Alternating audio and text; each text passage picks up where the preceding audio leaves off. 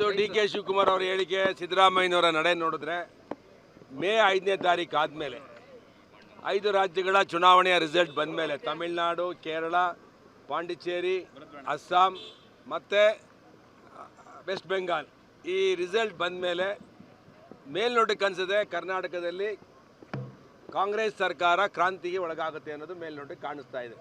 ಡಿ.ಕೆ. ಶಿವಕುಮಾರ್ ಅವರು ನಿನ್ನೆ ಹೇಳಿಕೆ ಕೊಟ್ಟಿರುವಂಥದ್ದು, ನಿನ್ನೆ ಸಿದ್ದರಾಮಯ್ಯನವರು ಅವ್ರ ಮನೆಯಲ್ಲಿ ಆತ್ಮೀಯ ಬಳಗವನ್ನು ಕರೆದು ಮಾತಾಡಿರುವಂಥದ್ದು, ಅದಾದಮೇಲೆ ಜಾರಕಿಹೊಳಿಯವರು ಸತೀಶ್ ಜಾರಕಿಹೊಳಿಯವರು ಕೊಟ್ಟಿರುವಂಥ ಹೇಳಿಕೆಗಳನ್ನು ಗಮನಿಸಿದ್ರೆ ಏನೋ ಒಂದು ಗೊಂದಲಗಳಾಗೋ ರೀತಿಯಲ್ಲಿ, ಕ್ರಾಂತಿ ಆಗೋ ರೀತಿಯಲ್ಲಿ ಮೇಲ್ನೋಟಕ್ಕೆ ಕಾಣ್ತಾ ಇದೆ. ನನಗನ್ಸುತ್ತೆ ಮೇ 5ನೇ ತಾರೀಕು ಆದಮೇಲೆ ರಾಜ್ಯದಲ್ಲಿ ರಾಷ್ಟ್ರಪತಿ ಆಳ್ವಿಕೆ ಬರುತ್ತೆ ಅಂತೇಳಿ ಮೇಲ್ನೋಟಕ್ಕೆ ಕಾಣಿಸ್ತಾ ಇದೆ. ಯಾಕೆಂದರೆ ಕಾಂಗ್ರೆಸ್ನಲ್ಲಿರುವಂಥ ಆಂತರಿಕ ಕಚ್ಚಾಟ, ನಾನು ಮುಖ್ಯಮಂತ್ರಿ ಆಗಬೇಕು ಅಂತ ಜಿ ಪರಮೇಶ್ ಸಾಹೇಬರು ತುಮಕೂರಿಂದ, ಸತೀಶ್ ಜಾರಕಿಹೊಳಿಯವರು ನಾನು ಮುಖ್ಯಮಂತ್ರಿ ಆಗಬೇಕು ಅಂತೇಳಿ, ಎಂ.ಬಿ. ಪಾಟೀಲ್ರು ನಾನು ಮುಖ್ಯಮಂತ್ರಿ ಆಗಬೇಕು ಅಂತೇಳಿ, ಡಿ.ಕೆ. ಶಿವಕುಮಾರ್ ಆಲ್ರೆಡಿ ಮುಖ್ಯಮಂತ್ರಿ ಆಗೋಗಿದ್ದಾರೆ, 10ನೇ ತಾರೀಕು ಡೇಟು ಫಿಕ್ಸ್ ಆಗೋಗಿದೆ. ಅದರಿಂದ ಇದು ಎಲ್ಲಿಗೆ ಹೋಗಿ ನಿಲ್ಲುತ್ತೋ ಗೊತ್ತಿಲ್ಲ. ನನಗನ್ಸುತ್ತೆ ಇದು ಜನಪರ ಅಲ್ಲದ ಸರ್ಕಾರ, ಭ್ರಷ್ಟ ಸರ್ಕಾರ. ಇದು ಎಷ್ಟು ಬೇಗ ತೊಲಗುತ್ತೋ ಅಷ್ಟು ಬೇಗ ಕರ್ನಾಟಕಕ್ಕೆ ಒಳ್ಳೆಯದು ಅಂತೇಳಿ ಜನ ಇಡೀ ಶಾಪ ಆಗ್ತಾ ಇದ್ದಾರೆ. ಇದು ಮೇಲ್ನೋಟಕ್ಕೆ ಕಾಂಗ್ರೆಸ್ಸಿನ ಆಂತರಿಕ ಕಚ್ಚಾಟದಲ್ಲಿ ನೋಡಿದ್ರೆ ಇದು ಮೇಲ್ನೋಟಕ್ಕೆ ಆ ಥರ ಕಾಣಿಸ್ತಾ ಇದೆ ಅಂತ ಕಾಣುತ್ತೆ. ಭಾರತೀಯ ಜನತಾ ಪಕ್ಷ, JDS ಮತ್ತು BJP ಅಲಯನ್ಸ್ ಏನಿದೆ ಇದು ಬಲಿಷ್ಠವಾಗಿದೆ. ಇವತ್ತು ಚುನಾವಣೆ ನಡೆದ್ರು 175 ಸ್ಥಾನ ಕಾಂಗ್ರೆಸ್, BJP ಮತ್ತು JDSಗಳು ಬರ್ತವೆ.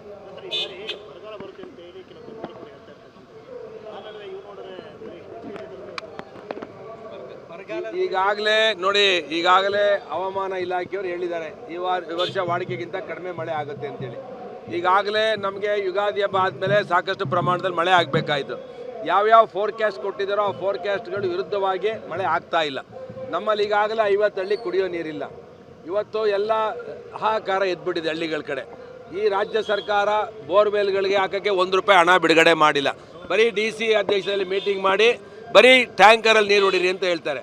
ನೂರಾರು ಮನೆಗಳಿರುವಂಥ ಜಾಗದಲ್ಲಿ 1 ಟ್ಯಾಂಕರ್ 2 ಟ್ಯಾಂಕರ್ ನೀರು ಹೊಡೆದ್ರೆ ಏನು ಪ್ರಯೋಜನ? ನೀರು ಟ್ಯಾಂಕರಲ್ಲಿ ಹೊಡೆಯೋಕ್ಕೂ ಬೋರ್ವೆಲ್ಗಳಲ್ಲಿ, ರೈತರ ಬೋರ್ವೆಲ್ಗಳಲ್ಲೂ ನೀರಿಲ್ಲ. ಅದರಿಂದ ಇವತ್ತು ತುಂಬ ಸವಾಲುಗಳಲ್ಲಿ ಇವತ್ತು ಸರ್ಕಾರ ಎದುರಿಸ್ತಾ ಇದೆ. ಅದರಿಂದ ಈ ಸರ್ಕಾರ ಬೆಳಗ್ಗೆ ಆದರೆ ಯಾವೊಬ್ಬ ಜಿಲ್ಲಾ ಮಟ್ಟದಲ್ಲಿರುವಂಥ ಜಿಲ್ಲಾ ಉಸ್ತುವಾರಿ ಸಚಿವರು ಮೀಟಿಂಗ್ ಮಾಡಲ್ಲ, DC ಅವರು ಮೀಟಿಂಗ್ ಮಾಡಲ್ಲ. ಯಾಕೆ ಮೀಟಿಂಗ್ ಮಾಡಲ್ಲ ಅಂದರೆ ಸರ್ಕಾರದಲ್ಲಿ ಹಣ ಇಲ್ಲ. ಅದಕ್ಕೆ ಏನಾದ್ರು ಒಂದು ಹಣ ಬಿಡುಗಡೆ ಮಾಡಿದ್ರೆ ಅದನ್ನು ರಿಲೀಸ್ ಮಾಡೋಕ್ಕೆ 6 ತಿಂಗಳು ತಗೊಳ್ತಾರೆ. ಅಷ್ಟರೊಳಗಡೆ ಮನುಷ್ಯನೂ ಸತ್ತೋಗಿರಬೇಕು, ಯೋಜನೆಯೂ ಸತ್ತೋಗಿರಬೇಕು. ಕೆರೆ ನೀರು ತುಂಬ ಪೋಲಾಗ್ತಾ ಇದೆ. ಇಲ್ಲ, ನಾನು DC ಮೇಡಮ್ ಅವ್ರಿಗೆ ಹೇಳಿದ್ದೇನೆ ಯಾವುದೇ ಕಾರಣಕ್ಕೂ ನೀರು ಬಿಡಬಾರ್ದು ಅಂತ. ಇವತ್ತಿನ ಬರ ಪರಿಸ್ಥಿತಿಯಲ್ಲಿ ಬುಗುಡ್ನಳ್ಳಿಂದು ನೀರಿಲ್ಲ. ನಮಗೆ ಮೈದಾಳ ಕೆರೆ 2 ಗ್ರಾಮ ಪಂಚಾಯತಿಗೆ ನೀರು ಕೊಡ್ತೇವೆ, ಒಂದು ಮೈದಾಳ, ಒಂದು ಹಿರೇಹಳ್ಳಿಗೆ. ಮತ್ತು ನಗರಕ್ಕೆ ಏನಾದ್ರು ಶಾರ್ಟೇಜ್ ಬಂದರೆ ಒಂದು 5 ವಾರ್ಡಿಗೆ ನೀರನ್ನು ಪಂಪ್ ಮಾಡ್ತೀವಿ. ಇವತ್ತು ತೀವ್ರ ಬರಗಾಲ ಇರೋದ್ರಿಂದ ನಮ್ಗೆ ರೈತದು ಕಷ್ಟ ಗೊತ್ತಿದೆ ಪಾಪ. ಅವ್ರಿಗೂ 38-40 ಡಿಗ್ರಿ ಟೆಂಪ್ರೇಚರ್ ಇರೋದ್ರಿಂದ ಅಡಿಕೆ ಗಿಡಗಳು, ತೆಂಗಿನ ಗಿಡಗಳು ರೈತರಿಗೂ ಒಣಗೋಗ್ತವೆ ಪಾಪ. ಅವ್ರು ಕೇಳೋದ್ರಲ್ಲಿ ಏನು ತಪ್ಪಿಲ್ಲ. ಆದರೆ ಕುಡಿಯೋ ನೀರಿನ ಅವಶ್ಯಕತೆ ತುಂಬ ಇರೋದ್ರಿಂದ ನಾವು ಅದನ್ನು ಯೋಚನೆ ಮಾಡಿ ನೀರು ಬಿಡಬೇಕು ಅಂತೇಳಿ, ಅದಕ್ಕೆ ನಾವು ಯಾವ ಅಧಿಕಾರಿಗಳು ಒಂದು ಮೀಟಿಂಗ್ ಮಾಡ್ದಲೆ ಒಂದು ಹೇಮಾವತಿ ನೀರನ್ನ ಅಚ್ಚುಕಟ್ಟಲ್ಲಿ ನೀರು ಬಿಡಬೇಕಾದ್ರೆ ಎಲ್ಲ ಶಾಸಕರನ್ನ ಕರೆದು ಅಲ್ಲಿರುವಂಥ ಹಾಸನ ಉಸ್ತುವಾರಿ ಸಚಿವರು ಮೀಟಿಂಗ್ ಮಾಡ್ತಾರೆ. ಇಲ್ಲಿ ಮೈದಾಳದ ಕೆರೆ ನೀರು ಬಿಡಬೇಕಾದ್ರೆ ಸ್ಥಳೀಯ ಶಾಸಕರು, ನಾನಿದ್ದೆ, ಜ್ಯೋತಿ ಗಣೇಶ್ ಇದೆ, ಇಬ್ಬರನ್ನು ಕೇಳಿ ನೀರು ಬಿಡಬೇಕಾಯಿತು. ಅಧಿಕಾರಿಗಳು ಅವರ ಇಷ್ಟ ಪ್ರಕಾರ ನಿರ್ಧಾರ ಮಾಡಿ ಇವತ್ತು ಅಷ್ಟು ನೀರನ್ನು ಪೋಲ್ ಮಾಡಿದ್ದಾರೆ.